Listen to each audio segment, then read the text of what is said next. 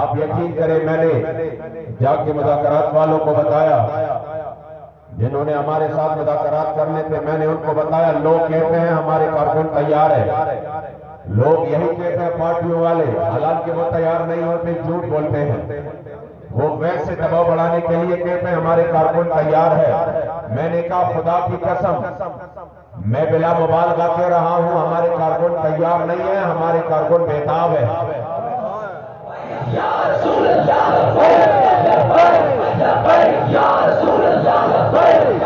اور شہادت ہے مطلوب مقصود مومن نمال غنیمت کشور کشائی۔ میں نے کہا ان کو حضور امیر المجاہدین نے حضرت انس بن نضر کا وہ روایت وہ بار بار سنا کہ ان کے اندر کافر جذب عظیمت کی روح کومتی ہے، یہ بےتاب رہتے ہیں۔ جس طرح آپ بدر سے پیچھے رہ گئے تھے تو آپ بار بار فرماتے تھے اور اس کا آپ کو بہت زیادہ افسوس تھا کہ میں بدر میں کیوں شریک نہ ہوا۔ اسی طرح نہیں تھا کہ اگر کوئی بندہ شریک نہیں ہوا تو انہوں نے کہا شکر ہے میں نہیں تھا ورنہ میں نے بھی جیل جانا تھا، شکر ہے ان کے ساتھ میں نہیں تھا ورنہ میرے اوپر بھی یہ مشکل آنی تھی۔ نہیں حضرت انس بن نضر فرماتے تھے واللہ لئن اکرمنی بیوم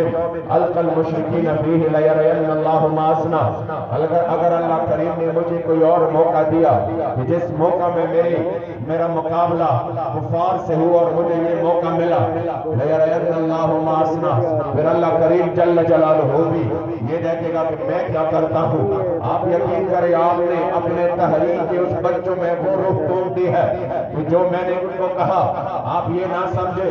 کہ ان کے اوپر پہلے سے مرحلے آ چکے ہیں، یہ پیچھے سے ان کے حوصلے پست ہو چکے ہیں۔ میں نے کہا خدا کی قسم جو پہلے ڈی چوک میں شریک نہ ہوا تو ان کے جو ہے نا وہ یہ ان کی حسرت تھی کہ کاش ہم کوئی اور مالک آ جائے دین کے لیے ہم شریک ہو جائے۔ پھر حیض آباد کا میدان سجا جہاں پر لڑکوں نے آگے بڑھ کر حضور کے دین کے لیے قربانیاں دی،